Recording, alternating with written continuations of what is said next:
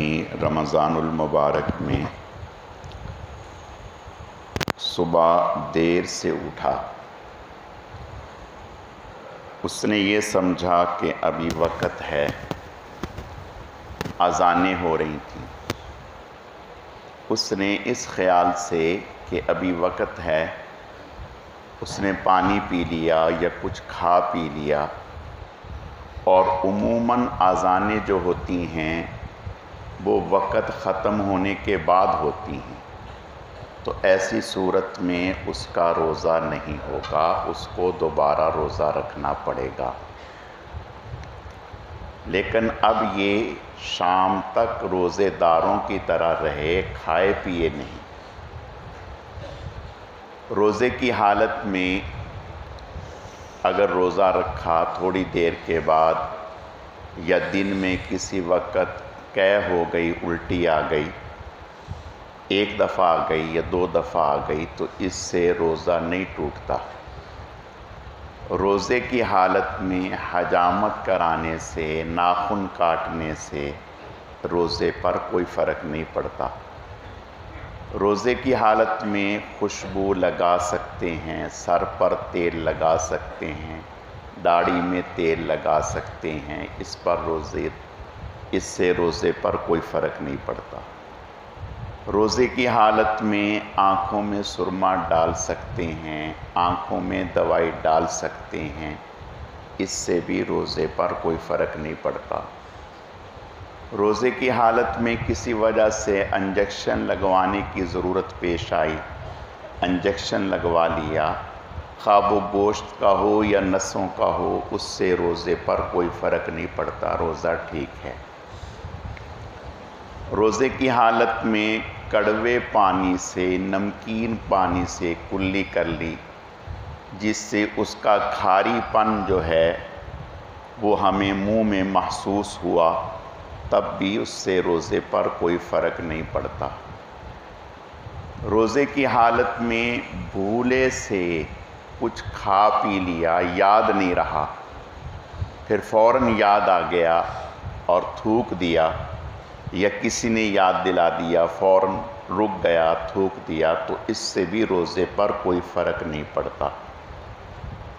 اگر ہم دیکھیں کہ روزے کی حالت میں کوئی کھا پی رہا ہے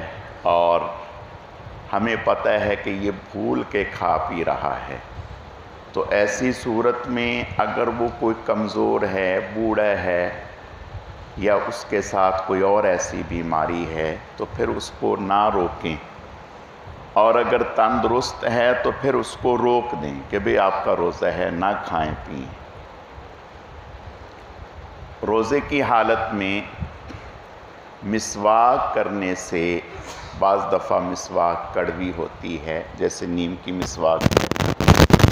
تو مسواک کرنے سے روزے کی حالت میں نہانے کی حاجت ہو گئی، احتلام ہو گیا، تو اس سے بھی روزے پر کوئی فرق نہیں پڑتا۔ لیکن جب غسل کریں تو اس وقت اس بات کا خیال رکھیں کہ ہم عموماً پاک ہونے کے لیے جب غسل کرتے ہیں تو غرارے کرتے ہیں، اور 3 مرتبہ غرارے اچھے طریقے سے کرتے ہیں، پھر ناک میں پانی ڈالتے ہیں، پھر پورا جسم ہم دھوتے ہیں۔ لیکن روزے کی حالت میں غرارے نہ کریں، خالی کلی کر لیں، غرارے نہ کریں، تاکہ ایسا نہ ہو کہ پانی حلق سے نیچے چلا جائے۔ تو روزے کی حالت میں احتلام ہو جانے سے روزہ ختم نہیں ہوتا۔ ہم وضو کر رہے تھے، غیر شعوری، غیر ارادی طور پر پانی حلق سے نیچے چلا گیا، یعنی آدمی تو ظاہر سی بات ہے روزے کی حالت میں بچتا ہے، لیکن اندازہ نہ ہوا، حلق سے پانی 1 گھونٹ یا آدھا گھونٹ نیچے چلا گیا، ارادہ ہمارا ایسا نہیں تھا اور یقیناً نہیں ہوتا روزے دار کا، تو اس سے روزہ ختم ہو گیا۔ اب اس کی قضا ہوگی، کفارہ تو نہیں ہوگا، قضا ہوگی، لیکن شام تک یہ روزے داروں کی طرح رہے۔ اسی طرح روزے کی حالت میں اگر کسی آدمی کو قے ہو گئی اور اس نے سمجھا کہ میرا تو روزہ ٹوٹ گیا، اب اس نے کچھ کھا پی لیا اس خیال سے کہ میرا روزہ ٹوٹ گیا، تو اب ایسی صورت میں اس کا روزہ ٹوٹ گیا کھانے پینے سے، جبکہ قے ہونے سے روزہ نہیں ٹوٹا تھا۔ اب اس کھانے پینے سے جو روزہ ٹوٹا ہے اس کی بعد میں قضا ہے، کفارہ نہیں ہے۔ روزے کی حالت میں بعض مریض ہوتے ہیں جنہیں دمے کی تکلیف ہوتی ہے، وہ پمپ استعمال کرتے ہیں اور پمپ کے ذریعے ناک سے دوائی لیتے ہیں جس سے ان کی سانس بحال ہو جاتی ہے، تو اس سے روزہ ٹوٹ جاتا ہے اس کے لینے سے۔ تو اگر وہ روزے کی حالت میں وہ پمپ لیں گے، یعنی اس کی پمپ کے ذریعے سے دوائی لیں گے، تو ان کا روزہ ٹوٹ جائے گا، قضا ہوگی، کفارہ نہیں ہوگا۔ اللہ تعالیٰ سمجھنے کی، عمل کرنے کی توفیق عطا فرمائے۔ میرے پیارو، ہم اس بات کی کہ انشاءاللہ ہم پورے رمضان المبارک کے روزے رکھیں گے انشاءاللہ، اور اسی طرح اس بات کی نیت کرو کہ ہم انشاءاللہ پورا مہینہ پوری تراویح پڑھیں گے انشاءاللہ تعالی۔ دیکھو، ہم نیت کر سکتے ہیں، ہم جب نیت کریں گے تو اللہ کو معلوم ہے کس کی زندگی کتنی ہے کتنی نہیں۔ اس نیت کے ساتھ اگر ہم اس دنیا سے جاتے ہیں تو اللہ تعالیٰ پورے رمضان المبارک کے روزے رکھنے والوں میں ہمیں شمار فرما لیں گے، پوری تراویح پڑھنے والوں میں ہمیں شمار فرما لیں گے۔ حدیث شریف میں آتا ہے، آپ صلی اللہ علیہ وسلم کا ارشاد ہے، فرمایا جس نے بغیر کسی عذر کے، یعنی بیماری بھی نہیں، سفر بھی نہیں،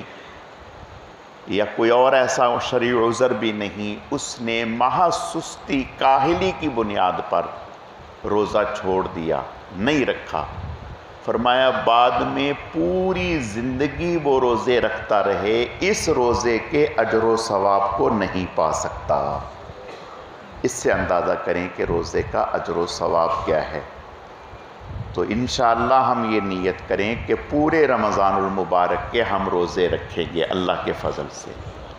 دوسرا میرے پیارو، اس بات کا بھی ارادہ کریں اور نیت کریں، دعا کریں کہ اے اللہ رمضان المبارک میں ہمیں ہر قسم کے گناہ سے بچا لیجیے، وہ گناہ آنکھ کا ہو، وہ گناہ زبان کا ہو، وہ گناہ کان کا ہو، کسی بھی طرح کا کوئی گناہ، اے اللہ اس سے ہماری حفاظت فرمائیے۔ ہمیں رمضان ایسے گزارنے کی توفیق عطا فرمائیے جیسے آپ صلی اللہ علیہ وسلم نے، صحابہ کرام نے، ازواج مطہرات نے گزارا۔ انشاءاللہ جب اس طرح سے ہمارا رمضان گزرے گا تو آپ خود محسوس کریں گے کہ اس کی کیا برکات اللہ ہمیں نصیب فرمائیں گے، اور پھر اس کی برکات صرف اس ایک مہینے میں نہیں، پورے سال تک رمضان المبارک کی برکات ہر اعتبار سے، رزق کے اعتبار سے، صحت کے اعتبار سے اور سکون کے اعتبار سے، آپس میں محبت کے اعتبار سے، ہر اعتبار سے اس کی برکات ہم محسوس کریں گے۔ اللہ تعالیٰ سمجھنے کی، عمل کرنے کی توفیق عطا فرمائے۔